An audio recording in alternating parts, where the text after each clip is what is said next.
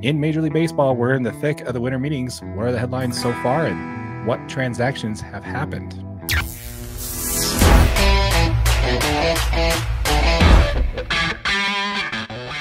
Let's go ahead and pivot over to Major League Baseball, shall we? Oh, yes. You know this is my favorite. Absolutely. Your favorite thing to talk about. Every podcast, my favorite is Major League Baseball.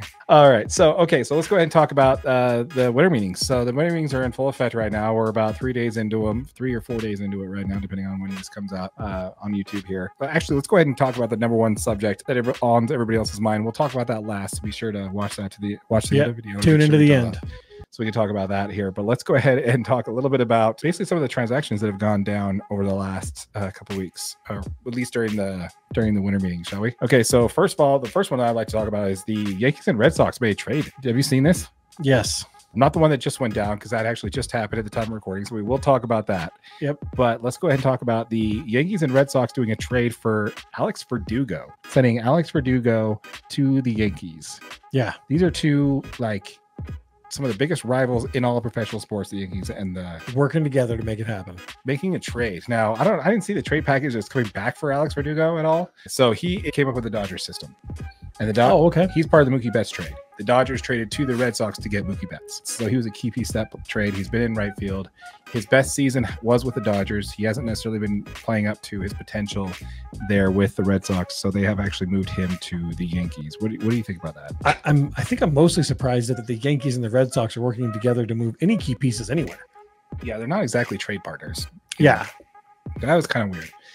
The other one I want to talk about is Craig Kimbrell. Did you see this? Kimbrell, yep. He agreed to a 1-year, $12 million deal to go to Baltimore. The Orioles, huh? Yes.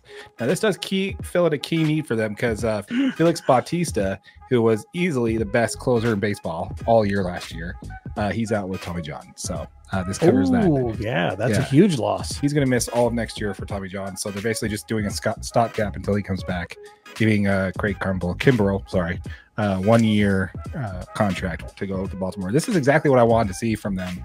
I kind of liked what they did at the deadline. Not enough. Right. Basically, you win 100 games. A little too little. A little too little. Exactly. You win 100 games for the first time in God knows how long for your franchise. You don't really go after any big fish. You don't mean big trades to get an elite starting pitching, which is what you need in the postseason. So I really like this. I hope they do more in this offseason to get some more starting pitching, because they really need it. So what else do you got as far as moves?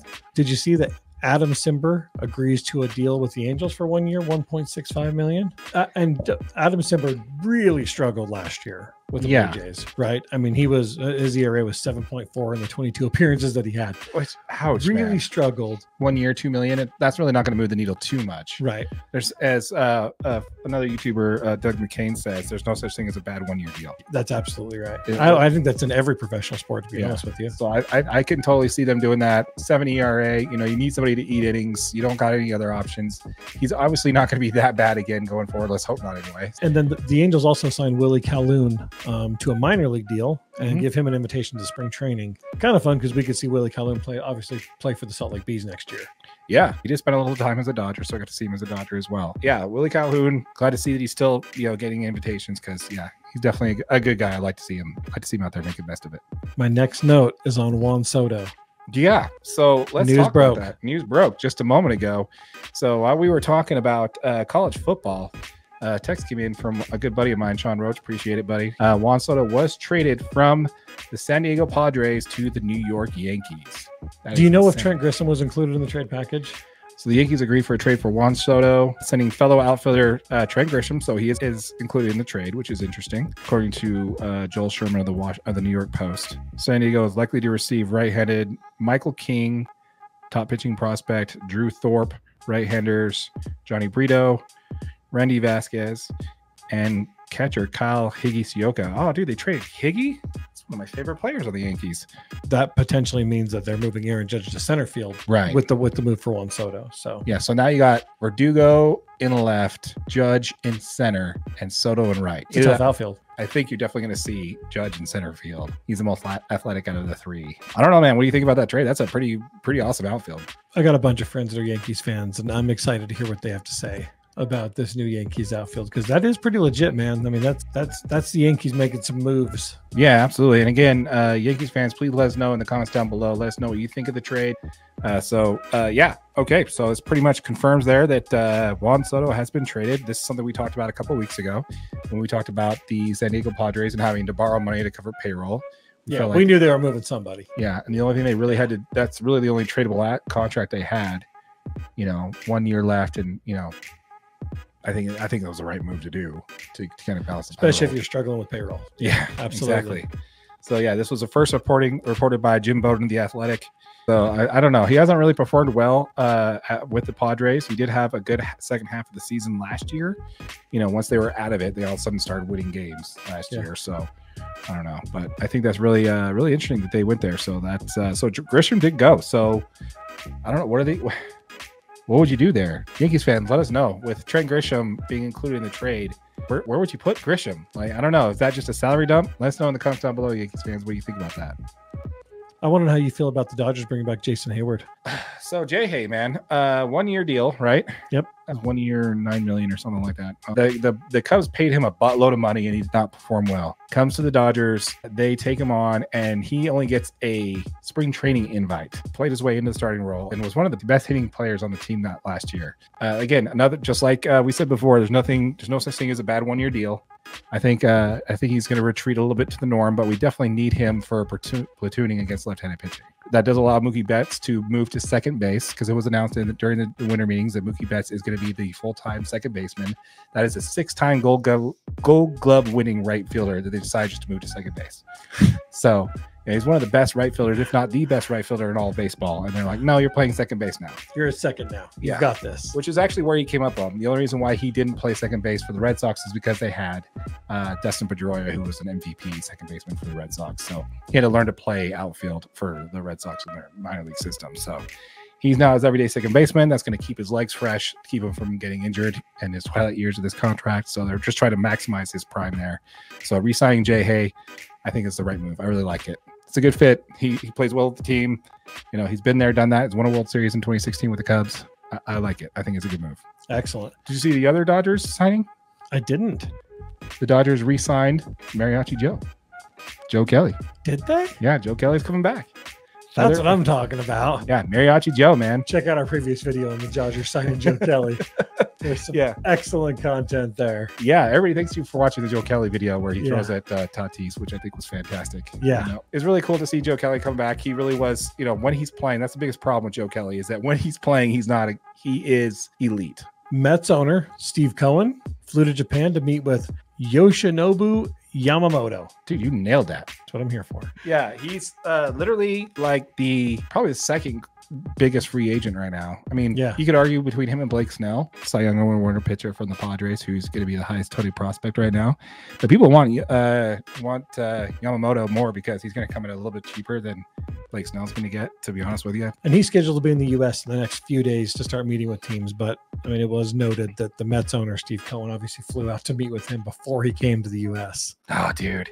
Just to try to get a little jump on that recruiting. Uncle Steve, man. We talked about him, how he dumped a crap ton of money into two aging pitchers for the Mets last year in Verlander and Scherzer. Yep. And immediately regretted that decision. Yeah. By the end of the year, they were both on other teams competing in the American League Championship Series. Yeah, I'm not surprised at all to hear that Steve Cohen flew out to Japan to be with them. Yeah. Okay, so last thing on the baseball docket, most important one, unless you got something else. Dude, I don't know if I want to talk about this, man. It's going to hurt. Has Dave Roberts officially F'd the Dodgers by publicly speaking about Shohei Ohtani's meeting with the Dodgers? I don't know, man. It all depends on how you want to read it. Obviously, if you're coming from Dave Roberts' perspective, it's obvious. They've been the number. It's absolutely obvious. They've been the number one landing position since before this last season. That he's going to probably end up with the Dodgers. So to admit that you met with them after you met with them, are you really, leaking anything? But if you guys check out our previous video, it does specifically speak about how Shohei Ohtani has said he will immediately disqualify any teams that talk publicly about meeting with him. Not disqualify. It will count against them. Yeah. So how much of a run ahead of the rest of the teams did the Dodgers have in the first place? But also all of the Dodgers front office declined to even comment or confirm if they had met with Shohei Ohtani. The only person that had made any comments was Dave Roberts. And he's like, of course, Shohei Ohtani is our top priority. Yeah. Dave, you had one job. Just one. Just one job. He said, don't talk about it. Shut your mouth. And you talked about it. And you were going to lie by saying, I'm sorry, I can't discuss that right now. Or simply say what every other manager has said, smile, no comment. That's all you had to do. But no. I love the rant. You're an idiot, Dave Roberts. I've never been on the fire Dave Roberts bandwagon, ever. I thought he's done a great job managing. You're still not. It's not going to cost you Ohtani if it is.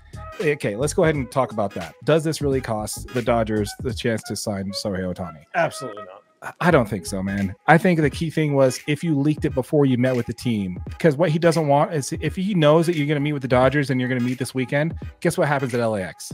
Every reporter and everybody who wants to know Ohtani sign is going to flood that, and he just wants to not do that. He is not a publicity. He doesn't like that at all. No, he doesn't want to do that. He wants to be out of all the BS. He only talks to the press on days he starts. I think the Dodgers didn't let it leak before they actually meet with him. They only did it in an official press conference at the winter meetings when it wasn't going to be a big deal. He just admitted to the obvious. Of course, the Dodgers are going to meet with Shohei Ohtani. They're the front runners to land him the whole time. Yep. Do I think it cost them? Absolutely not. And if it did, honestly, do you really want that kind of, really? It's a little bit drama, man. I think that's I don't know if that's what you want on your team. Yeah. I mean, obviously Ohtani is generational talent. Yeah. But if you can't even leak little stuff like this after. It wasn't even a leak. Let's be real. It was leaked that the reason why the Blue Jays weren't at the winter meetings is because they were meeting with Ohtani in the Florida spring training facilities. Right. So that leaked. So are the Blue Jays out of it now? Oh, yeah. So they should be based off of these rules. So the Dodgers are out. Sorry, the Dodgers are out. Soon enough, he's not going to have anybody to play for. He's going to have to start his own baseball team. And all he can do is hit because he can't pitch this year. I don't know. We'll talk about it in a future episode, how this is actually bad for baseball. Let us know in the comments down below, folks, what you think about the winter meetings. Let us know what you thought about Dave Roberts opening up his big mouth and potentially ruining the chances for the Dodgers. Let's hear it, Dodgers fans. You heard my take there, guys. I don't know, man. There's a lot to unbutton there for sure. So let us know in the comments down below, and also let us know if you want us to do a part 2. And once again, folks, this is a podcast. We do have it available on YouTube in its full format in a video on our playlist labeled podcast. You'll see that on that end of the screen at the end of the episode. Yep. And if you're watching on YouTube, make sure you like it. Make sure you like it again. Make sure you share it. Make sure you subscribe. We appreciate all of your guys' engagement. We love the comments. We love the feedback. This show gets more and more fun to do every single week. So thank you, guys. Yeah, make sure I do need to correct you on the like thing, though. You need to like it an odd amount of times, not an even amount of times. Because if you like it once and you like it again, that unlikes it. Yeah, so if you're going to like it, if you're going to continue to click like, make sure you click it 3 times. Make sure you click it an odd number of times. Odd number. You can do 7, you can do 9, you can do 11. I don't care. It's just always an odd number. Once again, folks, we are on the grind to get to 1,000 subscribers. Once we do hit 1,000 subscribers and we get our first $500 in AdSense revenue, we're going to give that back to our subscribers. So make sure you're subscribed and turn on the notification bell so you don't miss out on that giveaway. With all that said, my name is Darren. This is AJ, and this has been the DNA Sports Recap. Till next time.